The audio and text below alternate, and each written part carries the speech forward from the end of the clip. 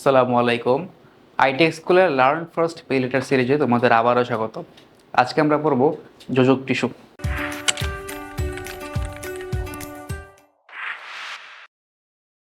যোজক টিস্যুর অপর নাম হচ্ছে কানেকটিভ টিস্যু। যোজক মানে কি? যুক্ত করা বা কানেক্ট করা। এই কারণে এই টিস্যুর ইংরেজি হচ্ছে কানেকটিভ টিস্যু। তো একটা জিনিস খেয়াল রাখবা যে যোজক টিস্যুতে মাতৃকার পরিমাণ বেশি থাকে এবং কোষের পরিমাণ একটু কম থাকে। এখন মাতৃকা জিনিসটা কি? মাতৃকা আমরা পড়িয়েছি, যদিও আর একটু রিক্যাপ করি। এই মাতৃকাকে ইংরেজিতে বলা হয় ম্যাট্রিক্স। ম্যাট্রিক্স বা মাতৃকা যে পদার্থটা সব সকল কোষকে ধারণ করে বা সকল উপাদানকে ধারণ করে তাকেই বলা হয় ম্যাট্রিক্স বা মাতৃকা। আবার অনেকে ধাত্র বলে, আবার এটাকে হায়ালোপ্লাজমা বলা যায়। বুঝছো? তো এটা হচ্ছে মাতৃকা।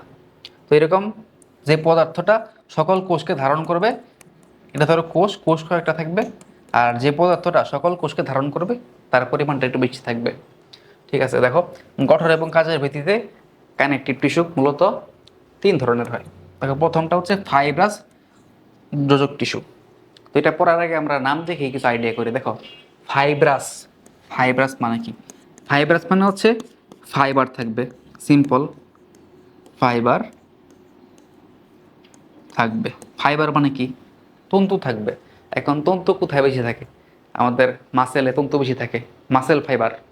যেহেতু মাসেলটা শক্তিশালী, ভারী কাজ করতে ইউজ হয়, এই কারণে এটায় ফাইবার বেশি থাকে, অর্থাৎ মাসেল ফাইবার। এই দেখো, টিস্যুতে দেহত্বকের নিচে পেশির মধ্যে থাকে, মাত্রই বললাম। এদের মাতৃকায় বিভিন্ন ধরনের তন্তুর আধিক্য দেখা যায়, যেহেতু নামই হচ্ছে fibrous connective tissue.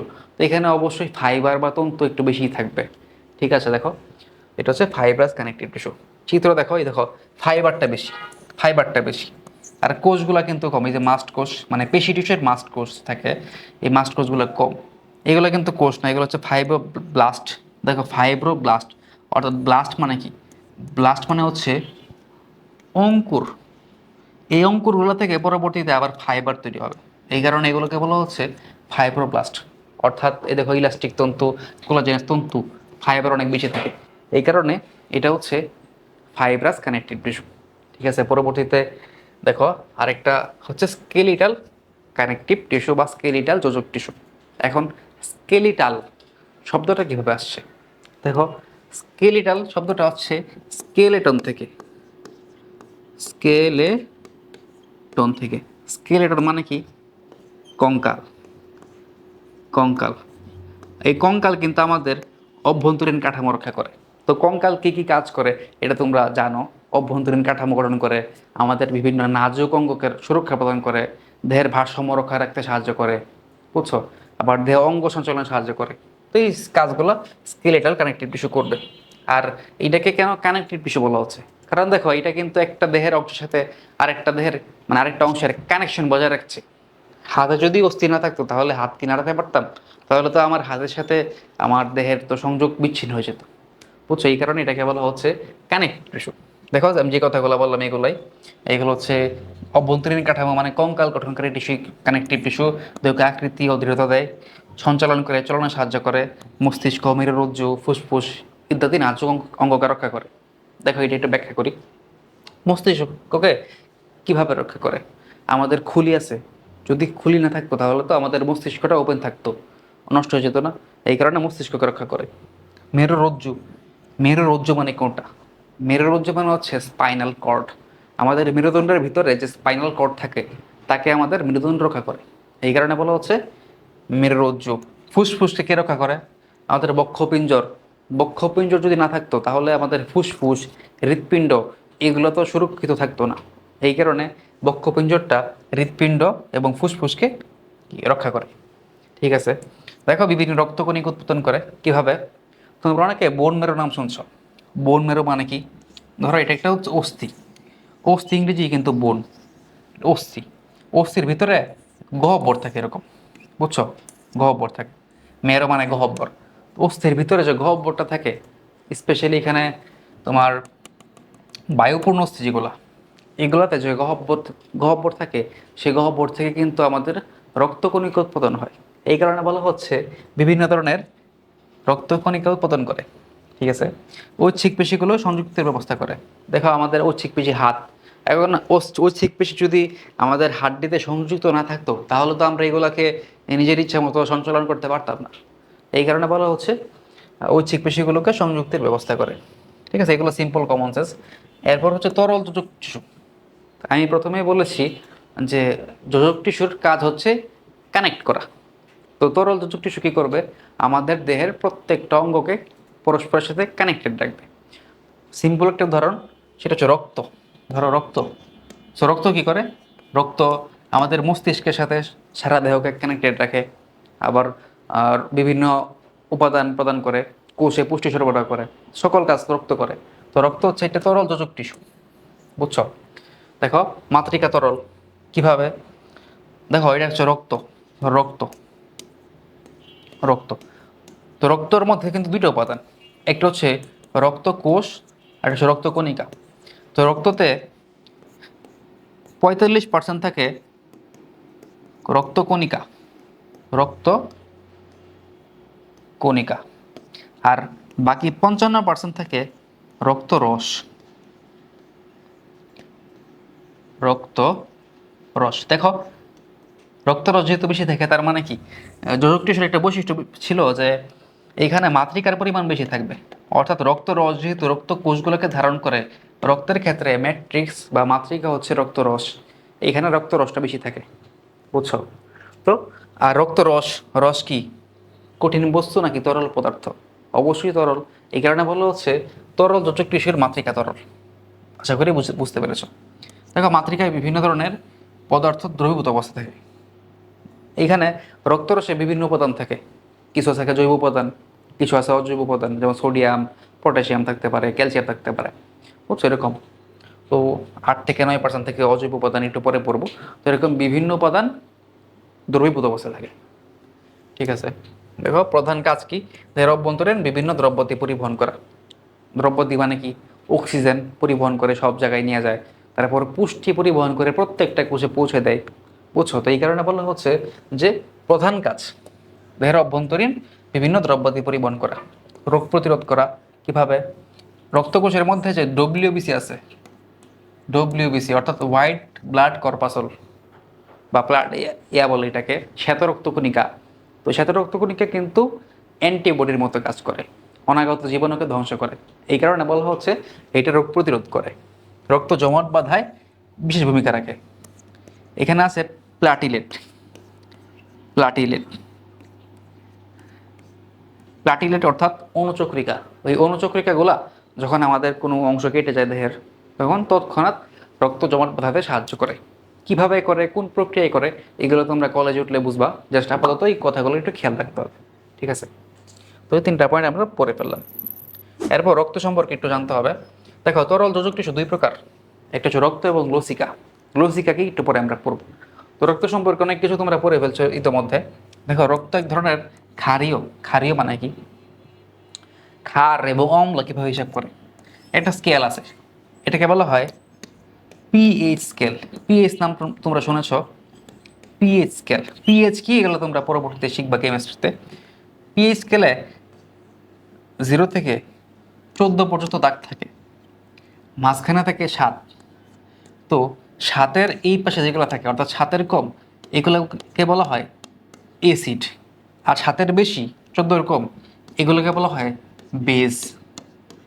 Acid Bangla হচ্ছে অম্ল, আর বেজ বাংলা হচ্ছে ক্ষার। তো রক্তের পিএইচ হচ্ছে, রক্তের পিএইচ, ব্লাড পিএইচ হচ্ছে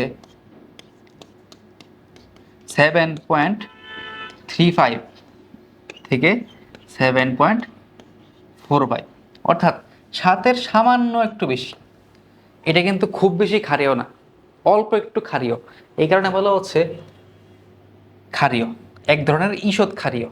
ঈষৎ শব্দটা লেখা নাই, আমাদের সময় ছিল ঈষৎ ক্ষারীয় মানে হচ্ছে একটু অল্প একটু ক্ষারীয়। যেহেতু পিএইচ 7.35 থেকে 7.45, এই কারণে রক্ত এক ধরনের ক্ষারীয় পদার্থ। ঈষৎ লবণাক্ত, একটু লবণ থাকে, এটা তোমরা জানো। আর লাল বর্ণের তরল যোজক টিস্যু, এটা পারো তোমরা। দেখো কিভাবে আমাদের রক্তগুলা কিন্তু আমাদের রক্তনালীর মধ্যে সীমাবদ্ধ থাকে। অনেক প্রাণী আছে যেগুলো রক্তনালী থাকে না তেমন একটা, বাট মানুষের ক্ষেত্রে আমাদের রক্তগুলা সবসময় রক্তনালীর মধ্যে সীমাবদ্ধ থাকে। তো যেহেতু সীমাবদ্ধ থাকে, তাই রক্তনালীর নামগুলো থাকবে ধমনী, শিরা, কৌশিক নালীর মধ্য দিয়ে প্রবাহিত হয়। বুঝছো?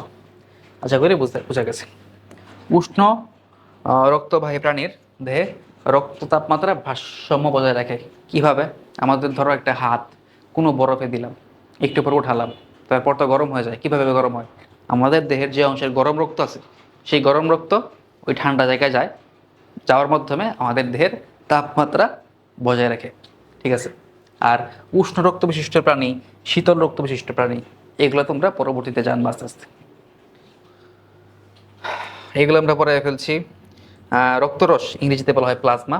তরল অংশ ঈষৎ হলুদাভ, রাইট? দেখো ঈষৎ হলুদাভ, একটু হলুদ থাকে, এটা একটু খেয়াল রাখতে হবে রক্তটা। তো রক্ত নর্মালি লাল হয় লোহিত রক্তকণিকার কারণে।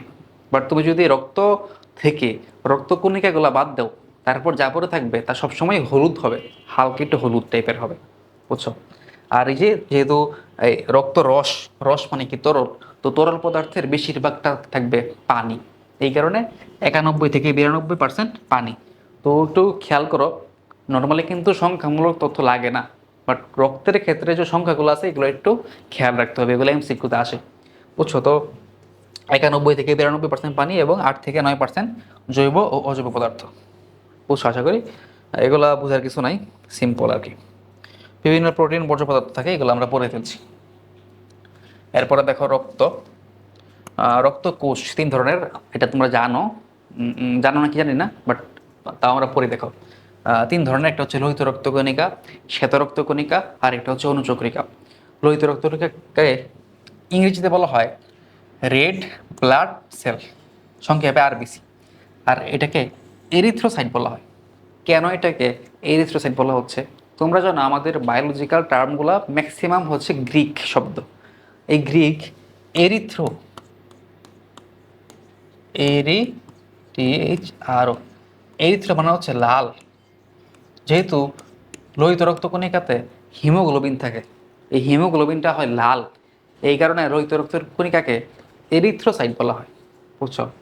শ্বেত রক্তকোষ, শ্বেত, শ্বেত মানে কি? শ্বেত শব্দটা আসছে, তোমরা নাম শুনছো না, শ্বেত পাথর। শ্বেত পাথর কি রঙের হয়? সাদা হয়। এই শ্বেত শব্দের অর্থ হচ্ছে সাদা। তো বায়োলজিতে সাদা বলতে সবসময় একেবারে ধবধবে সাদা না, অনেক সময় বর্ণহীন হতে পারে। তো এটাকে বলা হয় হোয়াইট ব্লাড সেল, অর্থাৎ সাদা রক্তকোষ বা শ্বেত রক্তকোষ।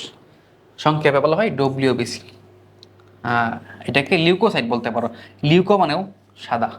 বুঝছো? লিউকো মানেও সাদা। অনুচক্রিকা, এটাকে ব্লাড প্লাটিলেট বলা হয়, এটাকে আমরা পড়েছি। প্লাটিলেট বলতে পারো অথবা থ্রোম্বোসাইট বলতে পারো। বুঝছো? এই নামগুলো একটু খেয়াল রাখতে হবে। এসএসসিতে মূলত নামগুলা একটু কি কাজ করে এগুলো হালকা পাতলা পরিচিতি আছে। এগুলো অনেক মেকানিজম আছে, কঠিন কঠিন, মানে অনেক বড়। সরি, কঠিন না, ইজি। তো এগুলো তোমরা পরবর্তীতে পারবা, এখন জাস্ট একটু ধারণা দেওয়া হচ্ছে তোমাদেরকে। এই যে আমি যেটা বলে ফেলেছি যে লোহিত রক্তকোষে হিমোগ্লোবিন থাকে। হিমোগ্লোবিন একটি লৌহজাত যৌগ। লৌহজাত যৌগ, লৌহ মানে কি? হিমোগ্লোবিনে এরকম লৌহ থাকে, লৌহ থাকে, আবার অক্সিজেনও থাকে। বুঝছো? তো এগুলো কত পার্সেন্ট থাকে, কিভাবে থাকে, গঠনটা কি, এইটা তোমরা পরবর্তীতে পড়বা। তো জাস্ট মুখস্থ রাখো যে হিমোগ্লোবিনে লৌহ থাকে। হিমোগ্লোবিন একটা লৌহজাত যৌগ। এই হিমোগ্লোবিনটা যখন অক্সিজেনের সাথে মিলিত হয়, ধর আমি একটু আগে বুঝাই দিই, হিমোগ্লোবিন যদি অক্সিজেনের সাথে মিলিত হয় তাহলে হয় অক্সি হিমোগ্লোবিন। অক্সি হিমোগ্লোবিন, এই অক্সি হিমোগ্লোবিনটাই মূলত আমাদের প্রত্যেকটা কোষে, ফুসফুসে আমার অক্সিজেন সরবরাহ করে। তো এগুলো তোমরা পরবর্তীতে পড়বা। হিমোগ্লোবিন অক্সিজেনের সাথে যুক্ত হয়ে একটি অক্সি হিমোগ্লোবিন যৌগ গঠন করে। দেখছো? শরীরের বিভিন্ন স্থানে অক্সিজেন পরিবহন করে। এগুলো কিন্তু এটা সিম্পল না, এগুলো মেকানিজম আছে, বাট দরকার নেই এসএসসিতে। শ্বেত রক্তকোষ জীবাণু ধ্বংস করে, এগুলো আমরা আগেই পড়ে ফেলেছি। আত্মরক্ষা অংশ নেয় মানবদেহে বেশ কয়েক ধরনের শ্বেত রক্তকোষ থাকে। বেশ কয়েক ধরনের, যেমন ধরো শ্বেত রক্ত কণিকাকে 2 ভাগে ভাগ করা যায়। একটা হচ্ছে গ্র্যানিউলোসাইট, আর একটা হচ্ছে অগ্র্যানিউলোসাইট। গ্র্যানিউল মানে কি? দানাদার। আর অ্যাগ্রেনিউল মানে হচ্ছে অদানাদার। বুঝছো? এরকমভাবে গ্র্যানিউলোসাইট হচ্ছে লিম্ফোসাইট, মনোসাইট। আর অ্যাগ্রেনিউলোসাইট হচ্ছে লিম্ফোসাইট, মনোসাইট। আর গ্রেনুলোসাইট হচ্ছে তোমার অনেকগুলো আছে, 3টা। এটা ওর আরেকটা অধ্যায় পড়বা, দরকার নেই এখন। অনুযোগিতা এটা আমরা পড়ে ফেলছি, ষষ্ঠ অধ্যায় রক্ত নিয়ে পড়তে পারবা, তাই আমি এই বিষয়ে একটা আলোচনা করছি না, ঠিক আছে। এরপর লসিকা মনে হয় না, যে দেখো রক্তটা একটু চিত্র দেখো। চিত্রটা একটা বেসিক আছে, যদিও এখন লাগবে কিনা জানি না, বাট পরে দিই। দেখো এটা কিন্তু মাঝখানে খালি মনে হচ্ছে না, খালি। আমরা কিন্তু দ্বিতীয় অধ্যায়ে পড়েছিলাম যে স্তন্যপায়ী প্রাণীর রক্তকোষে, অর্থাৎ লোহিত রক্তকণিকায় নিউক্লিয়াস থাকে না। এ দেখো, যেহেতু নিউক্লিয়াস থাকে না, তাই এরকম খালি হয়ে গেছে।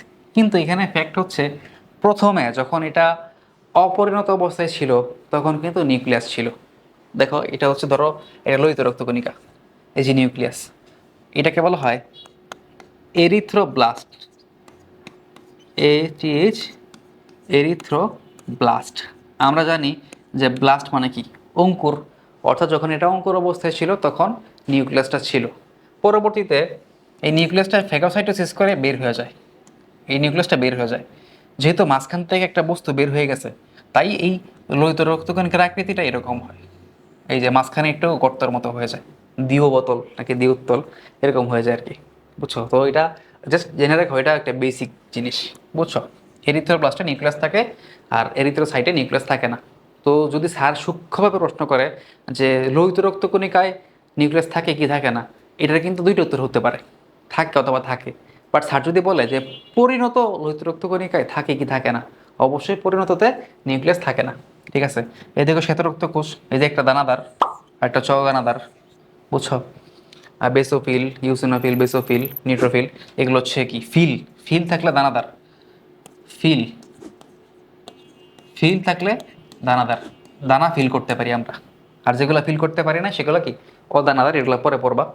অনুচক্রিকা, দেখো অনুচক্রিকা কিন্তু নির্দিষ্ট আকার নাই। এই অনুচক্রিকা হচ্ছে বৃহৎ কোষের ভাঙা অংশ, বৃহৎ কোষের ভাঙা অংশ। কিভাবে? কোষের ভাঙা অংশ, এরকম বড় একটা কোষ থাকে, এই বড় কোষ থেকে এরকম এই অংশগুলো ভেঙে যায়, ভেঙে গিয়ে এরকম মানে অনিয়তাকার, অনিয়তাকার মানে কি নির্দিষ্ট কোনো আকার নাই, এরকম অনুচক্রিকা গঠন করে। এই কারণে বলা হচ্ছে অনুচক্রিকা বৃহৎ কোষের ভাঙা অংশ।